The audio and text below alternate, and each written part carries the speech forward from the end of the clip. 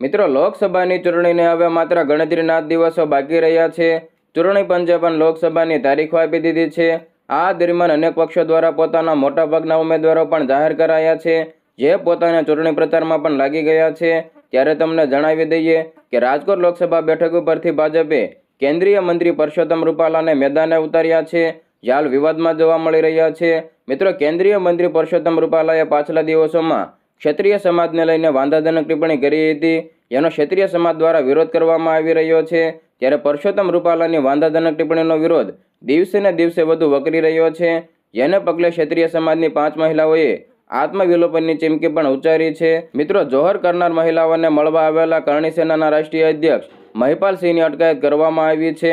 કરણી સેનાના રાષ્ટ્રીય અધ્યક્ષ મહિપાલસિંહ મકરાણા અને ગુજરાત કરણી સેનાના ગુજરાત અધ્યક્ષ વીરભદ્રસિંહની અટકાયત કરવામાં આવી છે. અટકાયત કર્યા બાદ બંનેને શાહીબાગ પોલીસ હેડક્વાર્ટર ઉપર લઈ જવાયા છે. કરણી સેનાના રાષ્ટ્રીય અધ્યક્ષ એવા મહિપાલસિંહ મકરાણા આજે અમદાવાદના બોપલ ખાતે પહોંચ્યા હતા. આત્મવિલોપનના નિર્ણય ઉપર અડગ ક્ષત્રાણીઓની મુલાકાત લેવા માટે તેઓ પહોંચ્યા હતા. આ સાથે તેઓ આત્મવિલોપનનો નિર્ણય બદલવા માટે અપીલ કરવાના હતા. મિત્રો, મહિલાઓએ લીધેલો આ નિર્ણય પરત ખેંચવા માટે અપીલ કરવાના હતા, પરંતુ પોલીસે મહિપાલસિંહ મકરાણાને ક્ષત્રિયોને મળવા દીધા ન હતા. મિત્રો, અમદાવાદ ખાતે રૂપાલા વિવાદમાં કરણી સેનાના રાષ્ટ્રીય અધ્યક્ષ એવા મહિપાલસિંહ મકરાણાનો હુંકાર જોવા મળ્યો છે. તેમણે જણાવ્યું કે રૂપાલાની ટિકિટ રદ નહીં થાય તો ભાજપે ભોગવવું પડશે પરિણામ.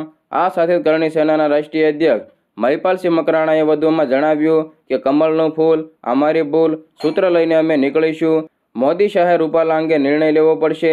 જો નિર્ણય નહીં લેવામાં આવે તો 24 રાજ્યોમાં ભાજપ સામે પ્રચાર કરવામાં આવશે. વધુમાં તમને જણાવી દઈએ કે આજે દેવભૂમિ દ્વારકામાં ભાજપમાં કમલમના કાર્યક્રમના ઉદ્ઘાટનનો કાર્યક્રમ યોજાયો હતો. આ કાર્યક્રમનું ઉદ્ઘાટન ભાજપના પ્રદેશ પ્રમુખ CR પાટીલના હસ્તે થવાનું હતું. જોકે આ કાર્યક્રમમાં પરસોત્તમ રૂપાલાના વિરોધના પડઘા જોવા મળ્યા હતા.